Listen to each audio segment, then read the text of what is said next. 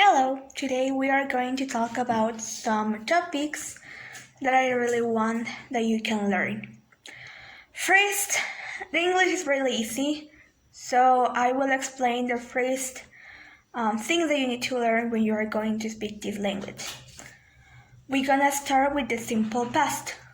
What is the simple past? As the name says, is something that we did before that happened in the past. So that is not happening anymore. It could be a memory, it could be something that we did, a habit, a routine, or something, but it's in the past. For this topic specifically, we have two verbs.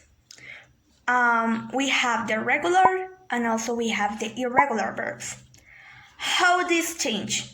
With the regular verbs, the word or the verb is not going to change at all. The word is going to be the same. The only thing is that we are just going to add a D, a ED, or something that we need to add at the end of the word. Example, call, and then we have called. So in present we call. But I called my mom yesterday. That means that I did this on the past, but it's not happening anymore. I did yesterday this, I called my mom yesterday, and right now I'm not calling her anymore. With the regular verbs, the thing change because the word is going to change at all. Example, we have comb. So example, comb is like the present verb. And an example that I can say is example, I came yesterday to the school. Like I did this before, I did this yesterday, and I changed the word. I came. That is totally different to come. So that means that we did this on the past. Also, for the past, for the simple past, we have an auxiliary. This auxiliary it's going to be did. That is the past of do. With this, we are just going to add this as a sentence, okay? We're gonna have the pronoun, we're gonna have the auxiliary, and also we're gonna have the verb, and then all the other sentence that we're gonna have. Example, I did my homework yesterday. If we need to talk this on negative, so in that case, the did is just going to add a not. So it's going to be did not. So I didn't do my homework yesterday. I did not do my homework yesterday. And this is how this works. Then we're gonna talk about the present perfect. The present perfect also is something that we did on the past, but that is continued on the present, or that is something that is still happening on our present. This kind of complicated to explain, but I will try to do my effort. With this word, or with this specifically topic, we're gonna use this, okay? I have been there before. I have been there. I have been on Brazil. I have lived there. And yeah, so we're gonna have this for the present perfect. We're gonna have two auxiliaries. We're gonna have, and also we're gonna have has. With have is going to be for I, you, we, and they. And then with the has, it's going to be for third person. That means he, she, it. So example, she has lived there before. This is for third person, and because we are going to use she. She has lived there before. I have lived there before. So yeah, for this it's going to be the pronoun. Then we're gonna have the auxiliary that is going to be have or has. Then we're gonna have the past participle that is something that we're gonna change of the world. So that means that it's going to be lived, it's going to be come, it's going to be arrived, worked. So we're gonna change, or we're gonna use the past participle to add at the present perfect. Then for this, we're gonna just complete all the sentences. Then we have the simple past versus the present perfect.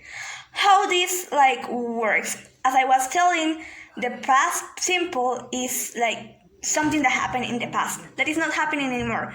Example, I lived in Guatemala when I was 8 years old.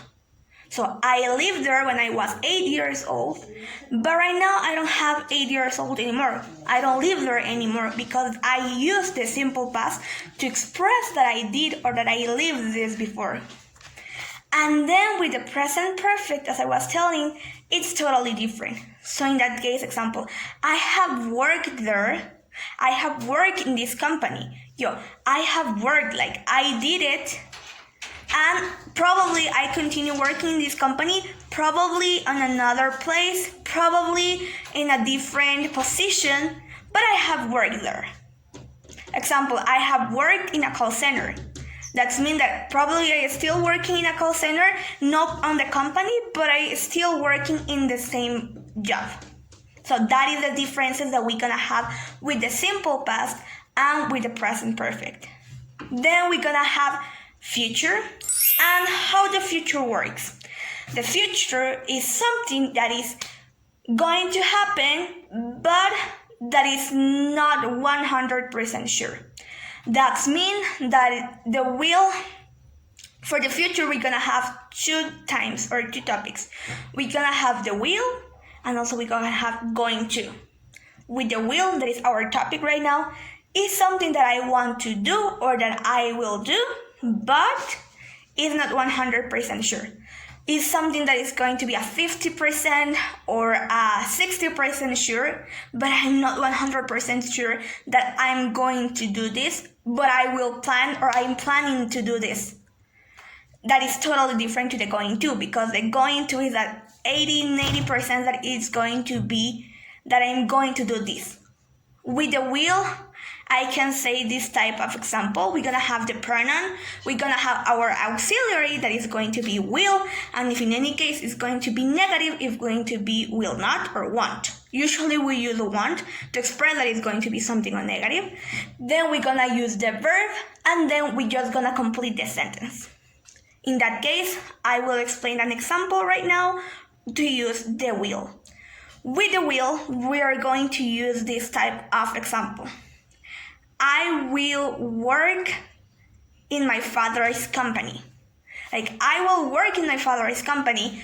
I want to work, or I have a plan to work this, and I have a plan this to work with my father on his company. But when I use will, it's something that I'm not 100% sure that is going to happen. Another example that I can use so you can better understand this is I will arrive to Mexico in around 2 hours. So I have this trip in Mexico, I go to the airplane, and then I will arrive there. But it's not 100% sure. It's not something that is going, or I'm 100% sure that I will arrive in 2 hours. Probably I will have a delay. So probably I will be arrived in 2 hours and a half, or probably I will come before than the estimated. That means that maybe in 1 hour I will be there. But in the meantime, it's 2 hours that I will have this to arrive to Mexico. Then we're gonna have should, and how the should work. The should is going to be for something that we want to do or that we need to do, but it's not 100% necessary. How can I explain this better? With the should, we can use this as I should change my style. Do you think that? I think that I need to change my style. But do you think that is right? Do you think that I'm right that I need to change my style? Oh yeah, you should change your style. Yeah, I think the same. Maybe if you have the opportunity, you need to do it. You can do it. And yeah, so this type of expression, the should, is something that we're gonna use for something that we want to do, for something that we are planning to do, but that we have this doubt, like should I go to United States this summer? No, I think that you shouldn't now go to United States this summer. Go on winter, because in winter it's better to go there. Oh yeah, I should go there on winter. So the should is something that works in that sense. Then we're gonna have the to, and we're gonna have enough. How the to and how the enough work. With the to and with enough also are two types of expressions that we can use to explain something. How can I say this? We're gonna start first with to. With to, this is something that I will use when I feel that something is a lot, that is many. So that I feel like overwhelming, like no, I can't. Example, it's too much food. I can't eat anymore. Like I can't eat more than that I have here right now. Like it's too much. Like it's a lot, it's many. Please, I don't want to have more. So yeah, it's too much. Or like he's like it's too much of quarantine. Like it's too much. Like freeze is going to be 1 month, and then right now we have here on 5 months. So it's too much. Like really too much, a lot. Then we have the enough. That is kind of similar, but the enough is going to be, or is to say that I will or I need to stop because it's sufficient to me. Like I don't need to have more because it's too much, so I have enough. Like it's too much, I have enough of this. Okay, so I have too much food on my plate. So it's enough to me, thank you. I think that I will just eat the things that I have here right now. So yeah, the enough is going to stop or to say that, okay, it's that. Like I have sufficient so I can continue with this. Or I have enough of you. I have enough of you. I don't want to be with you anymore. I don't want to live with you anymore. I have enough of your manners. So I have enough. I need to stop this, and I will stop this because it's too much and it's enough. And then at least we're gonna have the adverbs of manner. How is the adverbs of manner? The adverbs of manners is something that we're gonna use to speak about the behavior of someone. That means that we're gonna speak this to express the behavior of the people. So in that example, I can use, are we gonna use a sentence that is going to be the all why? So in that case, with the words that we're gonna have, the verbs that we're gonna have, we're gonna add these at the end of each verb to express the behavior of someone or something. In that case, she runs quickly. She runs quickly, like she runs quick, that is fast, but I will add this ly. Why? Because I'm going to explain the behavior. It's going to be like quickly, like totally, like totally also is a behavior of manner. So totally, noisily, quickly, faster, and all these type of words usually also are going to be for express something that we're gonna have.